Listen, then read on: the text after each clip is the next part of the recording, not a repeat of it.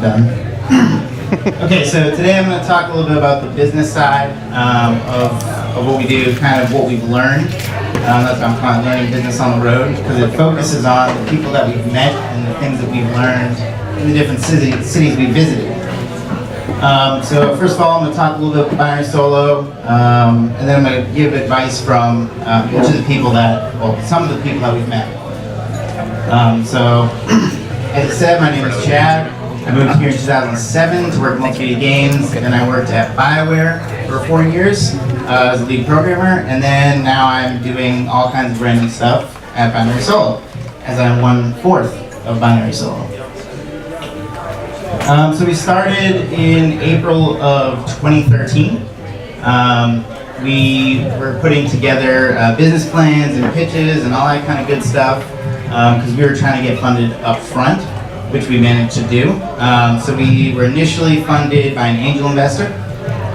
So he owns 51% of the company technically. And that original business plan that we made, we threw out about a month later because those things evolve. So kind of our lesson on that is that you do all your research, you do all your numbers and that stuff, but if it's not going the way you want to, you have to be able to adapt and grow and survive. So the show that John was telling you about is called Indie Van Game Jam. We travel around the country, we interview independent game developers, and we make games on the way in our van. The first place that we actually went was where Alex was working before, the Indie Game Collective. And here we met in Boston a guy named Ichiro. So he is the founder of a company called Deja, and he's been making games for a long while, and he had some good advice for us. He's made first A Reckless Disregard for Gravity. He made Monster Loves You, along with the rest of the people on his team. And Drunken Robot Pornography, and 1, 2, 3 Kick It, Drop That Beat Like an Ugly Baby. So in our talks with him, we had questions prepared, we had all kinds of things we wanted to talk about with him, but the one thing that struck me when we were talking to him was something he just kind of said off the cuff as he was looking at what we had already. And that was just a question, and he said, "What's your runway?" And obviously what he meant was, how long until your plane doesn't have any more room to take off. And for us, the answer was about 8 months.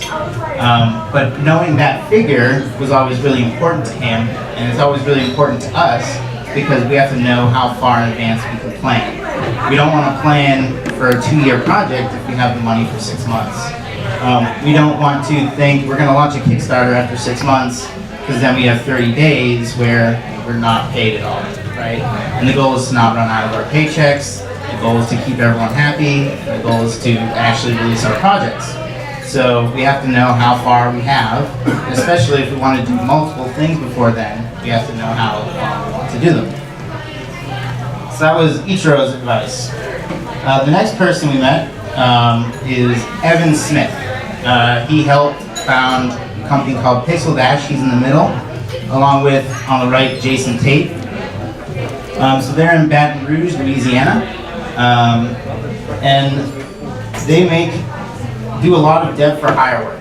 So as opposed to some companies who make a game, it's successful and they get to keep making original games, or like us who initially got a large sum of funding in the beginning, they've bootstrapped. So all of their work has been contracts from other companies, web work, any way that they could, so that they can, on the side, make their own original IP.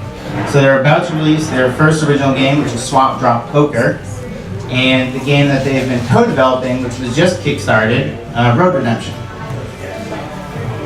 So he said, the more business savvy you are, the better.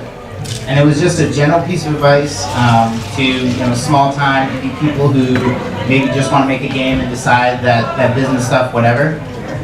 He's like, no, you really got to dial in, you got to get to know that stuff, and the more that you know it, the better off you're going to be.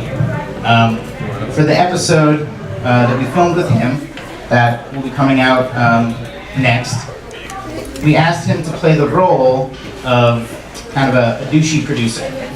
So he called us up, we did a dev for hire game for him, he acted as a complete douche, and he wanted to expose us to that type of person in business dealings. And so I'll let him tell you a little bit more about why he did that.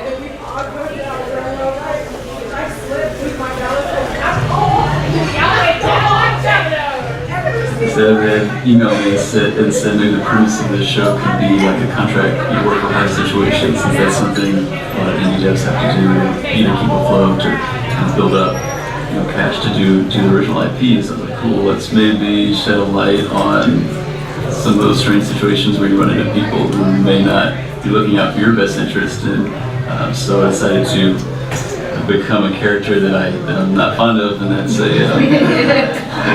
kind of that cutthroat, super insincere producer who is trying to basically. We love our clients, by the way. We don't at all, and good clients are like the lifeblood of our company. But occasionally you run into people who are out there to kind of take advantage of you, and especially with like you see like these young indie teams doing indie projects, and they're not used to this kind of cutthroat business back and forth that can happen, and maybe aren't aware of what people are trying to do to take advantage of them, and they make a lot of promises with no intention of keeping those promises to get you to do work. So I thought that might be interesting to shed a light on for anyone who's looking to like start a team, just to be aware of that. Not that it happens all the time, but it is a thing. And so the more kind of business savvy you are, the better. Which is maybe not the funnest thing to do as an indie, but it certainly helps. So that's kind of one of the aspects that I handle at Binary Solo. So I've very much been exposed to that, up front. We've done contract work as well, and very much those negotiations where we're negotiating for revenue share versus how much we get paid up front, and when we get paid, and what the milestones are. It kind of sucks, but you have to do it. So you have to learn, what you actually want, what your expectations are. So it's a lot of research into that. And also, you have to form analysis. You have to do all the good stuff, the stuff that you don't want to do, so that should anything happen down the road, you're protected. So that's his big thing. Even though they're in the business of making games, you got to do it. So one of the other interesting people that we met was in Vancouver, in British Columbia. That was Jamie Chang. Jamie Chang founded Play. One of the other big people there is Jeff Agala. What they do is a lot of 2D animated games. They do very visual, very appealing stuff. They have done Shank, which was published by Ian Shank 2. They did Mark of the Ninja. They've done a game called It's Munchies.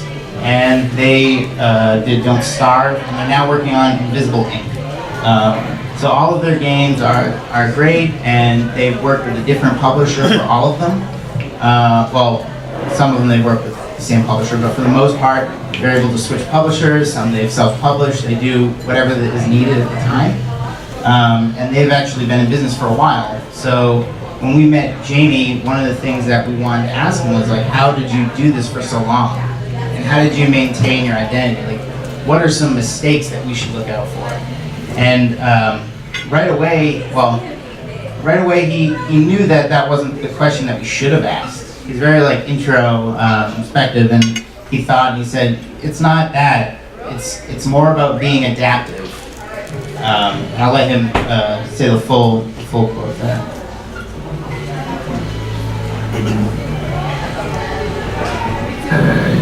Ultimately, I think it's more about being adaptive. So if a startup is adaptive, then I think they have a better chance of survival, rather than these are the things that we would do. There's a million different things, right? And the thing that won't make it so that we don't die. So his big thing was, no matter what you do, you have to be paying attention. You do have to kind of get some stats. You have to gather data. And you have to be able to know what's going to change, and you have to be able to adapt to it. With their company, they've done that 2 or 3 times. They were working with a publisher on the game that eventually, a game that never came out. So they're working on it with one company, and they wanted it to look a certain way, and they were doing that, and they were getting paid, and then that company shut down. They ended up taking all of their furniture and opening their own studio, their own space. So that was good for them, and they were able to work on the other stuff that they wanted to work on as well. So his big thing again was just make sure that you can adapt to any situation possible. And then kind of our advice, one thing that we have learned just in our operation here doing the Indian Game Jam and other stuff is that you actually can't afford a single mistake. And I don't say that as in you can't afford any mistakes. I mean you cannot afford to have just one mistake, right? Your company can't be one product that is going to be the whole lifeblood of the company if it can't succeed.